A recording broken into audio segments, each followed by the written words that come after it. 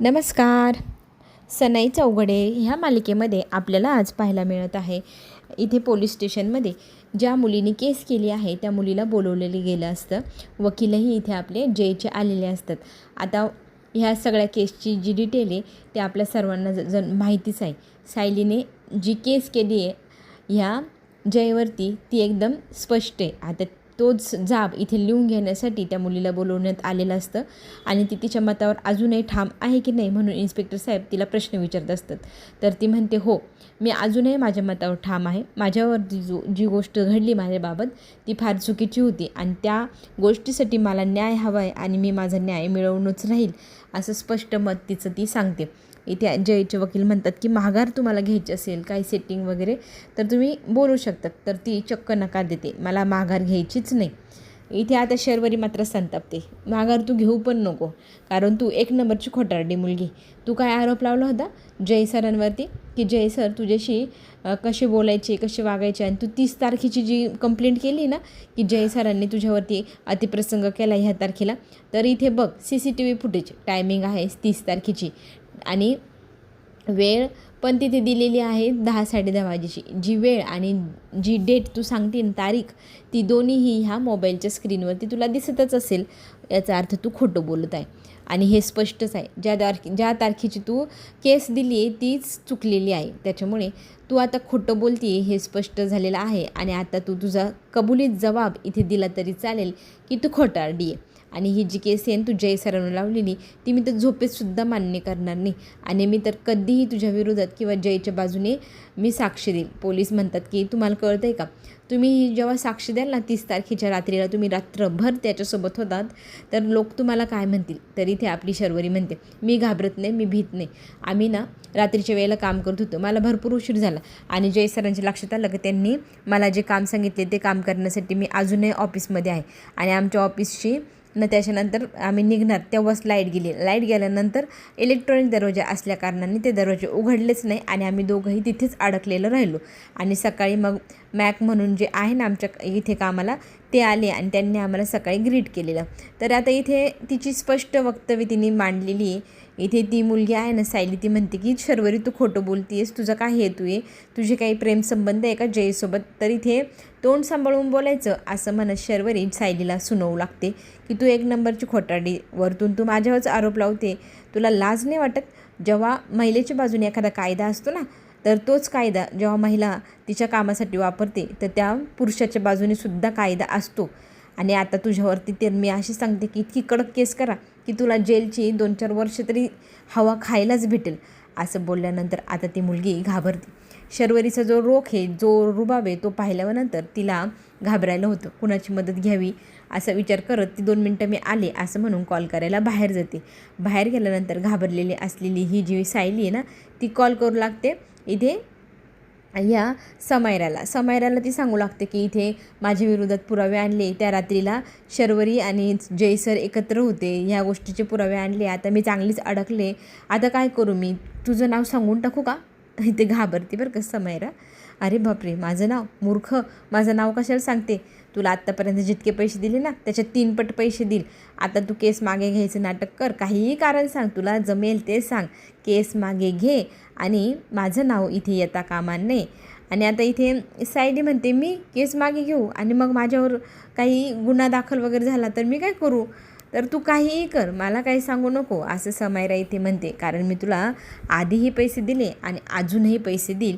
ही केस व्यवस्थित तुझ्या पद्धतीने तू तिथे काहीही बोल आणि ती केस मागे घेते असं सांग आणि त्याच्यानंतर मग तुझ्यावरती केस काय व्हायची ती होऊ दे वगैरे वगैरे, तर बाकीचं आपण नंतर मॅनेज करू. फक्त आता तू माफी मागायची नाटकं कर आणि ह्या सगळ्यातनं स्वतःचा जीव वाचव आणि माझ्या नावापर्यंत कोणीही पोचलं नाही पाहिजे, ही पण तिची चांगलीच ताकीद आहे.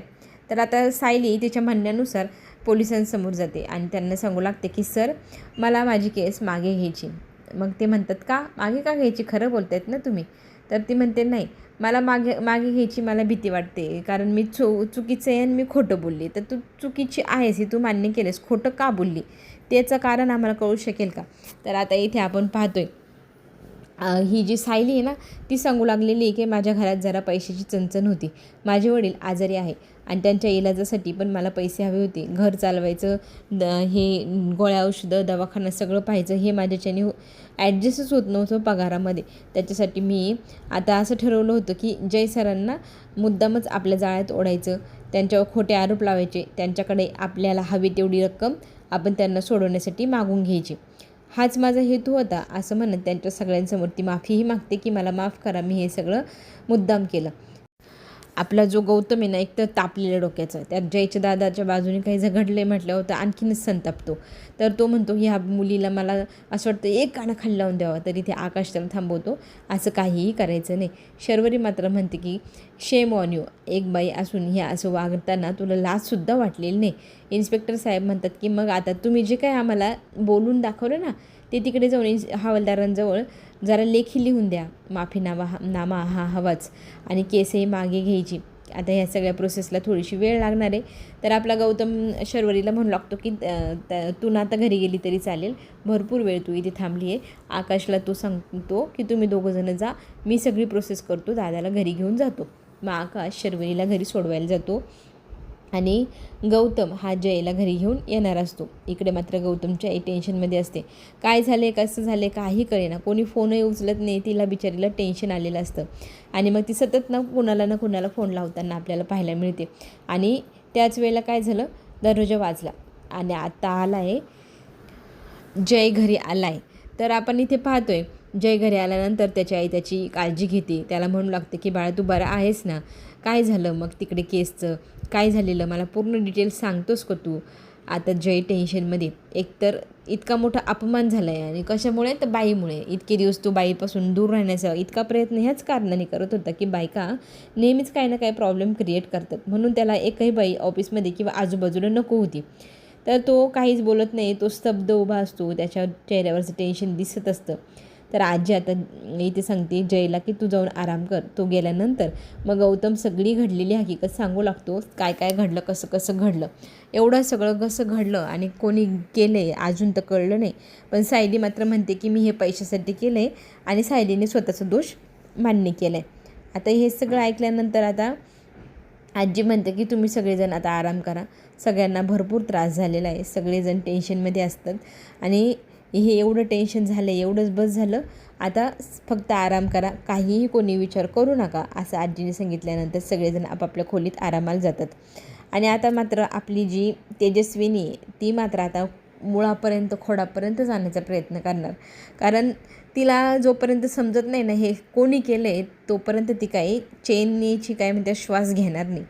तर आता तेजस्विनी हे गौतमला त्याच्या खोलीत पाठवून देते. आजीही झोपायला गेलेली असते आणि सगळेजण गेल्यानंतर आपली ती कपडे वगैरे घालते आणि गाडीची चावी घेऊन निघालेली असते. जाते कुठे तर ऑफिसमध्ये जाऊन तिथले CCTV कॅमेरे आता ती जे आहे ना त्याचे डिटेल्स काढू लागते. तर तिला एक धक्कादायक गोष्ट कळलेली आहे त्याच्यामध्ये. आपल्या जयचा जो मोबाईल असतो त्याच्यावरनं काहीतरी मेसेज टाईप करताना तिला समायरा दिसते. म्हणजे हे सगळं प्रकरण कोणी घडवून आणलं आहे, समायराने.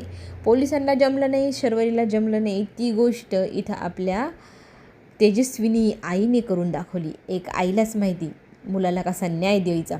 खरं तर ह्या बिंडोक आईमुळेच हे सगळं घडतं आहे आणि हिचा जो हेकीखोरपणा आहे ना यामुळेच एवढ्या अडचणी एवढं येत आहे. आपण बघतोय की समायरा फार खुश असते की मम्मा मला भेटायला आली आहे, मग तिच्याशी ती इकडच्या तिकडच्या गप्पा मारू लागते आणि लक्ष वेगळीकडे केंद्रित करण्याचा प्रयत्न करत असते.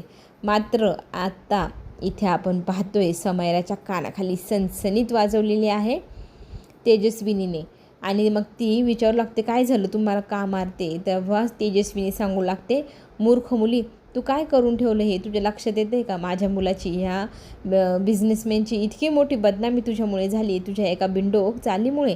ती चाल तू खेळलीसच कशाला. तर आता ती सांगू लागते, मी लग्न मोडण्यासाठी प्रयत्न करत होते, त्याच्यासाठीच हे केलं, मला काय माहिती एवढं मोठं प्रकरण होणार आहे.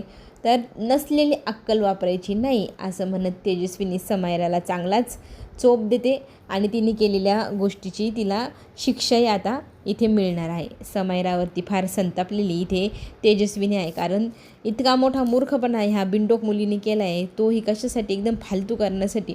आणि तिला जर जमत नव्हतं तर ती कोणाचा तरी सल्ला घ्यायचा, परस्पर काहीतरी करण्याचा प्रयत्न जो समायराने केला आहे. त्यामुळे जयची सगळ्यात जास्त बदनामी झालेली आणि जय म्हणजे जीव की प्राण. आणि त्या माझ्या मुलाची इतकी बदनामी झाली, तुला अंदाज आहे का? त्याच्यावर क्रिमिनल केस झाली आहे. त्या केसचा अर्थ काय आहे, बिझनेसवरती त्याचा किती मोठा इफेक्ट पडणार आहे, ही गोष्टसुद्धा तुला माहीत नाही. नसलेली अक्कल वापरायची नाही. इथून पुढे काय करायचं असेल तर मला सांगायचं, असं समायराला इथे तेजस्विनी चांगला चोप लावते. तर आपण इकडे पाहतोय शर्वरीच्या घरी तिची आई ना तिला सकाळी सकाळी चहा देते आणि तिला म्हणू लागते की बाळा, आजच्या दिवस नसती गेली तर चालणार नाही का? रात्री किती उशीर झाला तुला यायला? तर ती म्हणते नाही गाई, कामाच्या बाबतीत अजिबात हलगर्जीपणा नको, मला जायला हवं आणि आज महत्त्वाचा दिवस आहे, मला बघायचं आहे जय सर येतात की नाही जॉबवरती. आणि इथे ना आपली जी भोळी भाडी माता आहे ना पमा, ती म्हणते की मी ना तेजस्विनीला फोन करून विचारते आता सगळेजण कसे आहे, बरे की नाही, कारण विचारपूस करायला पाहिजे ना. आपल्या होणाऱ्या आई बहिणींवरती एवढं मोठं संकट आलं आहे, त्यांची विचारपूस करून त्यांचं काय चाललं आहे, सगळे व्यवस्थित आहे की नाही, आणि आपण दिलासा पण द्यायला हवा. तर इथे इतकं हिचं मोठं मन आहे, पण समोरची बाई तेवढी तशी आखलीचीच नाही आहे, हे तिला माहीत नाही आहे. आणि इथे आपली शर्वरी म्हणते की हो हो कर तू फोन, माझी काही हरकत नाही. तर दुपारी आता ती म्हणते मी कॉल करेल निवांत. आता इथे शरू सांगते की मी निघाले बरं, काही मला उशीर होतो आहे, आणि कप ठेवते निघते. दारामध्ये गेल्यानंतर आपल्या पादुका आहे ना स्वामींच्या, त्यांना ती मस्त नमस्कार करते आणि जपमाळेजवळ सोनचाफेचं फूल ठेवलेलं असतं, ते फूल ती आशीर्वाद म्हणून विचार करते की आपण जयसरांच्या कॅबिनमध्ये ठेवावं, म्हणजे कसं त्यांच्यावर कुठले संकट येऊच देणार नाही स्वामी. स्वामींना मात्र आता सांगते आपली शरू की जयसरांनो कधी कुठलं संकट येऊ देऊ नको, त्यांच्या पाठीशी खंबीरपणे उभा राहा, भिवू नकोस, मी तुझ्या पाठीशी आहे, असं स्वामींचा तर सगळ्यांना आशीर्वाद आहे.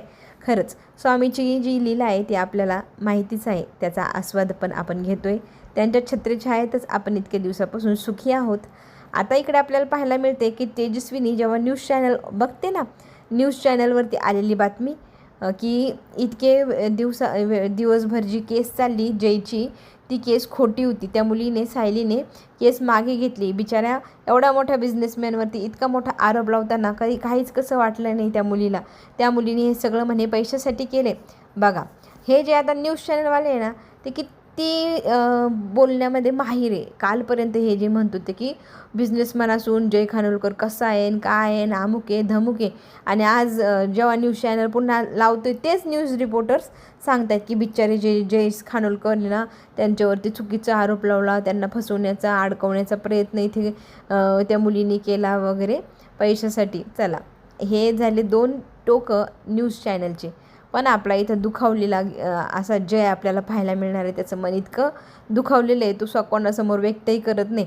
आता त्याची आई त्याला पाहिल्यावरती थांबवते आणि म्हणते की बाळा तू ऑफिसला निघालास पण नको जाऊ ना नाहीतर आज. तर तो म्हणतो नाही जायला हवं. तर आता इथे तेजस्विनी म्हणते पहिले कॉफी वगैरे किंवा नाश्ता वगैरे खा मग जा. तो मात्र म्हणतो की मला काहीही नको आहे, फक्त तू माझ्या रस्त्यातनं सरक बाजूला, मला ऑफिसला जाऊ दे.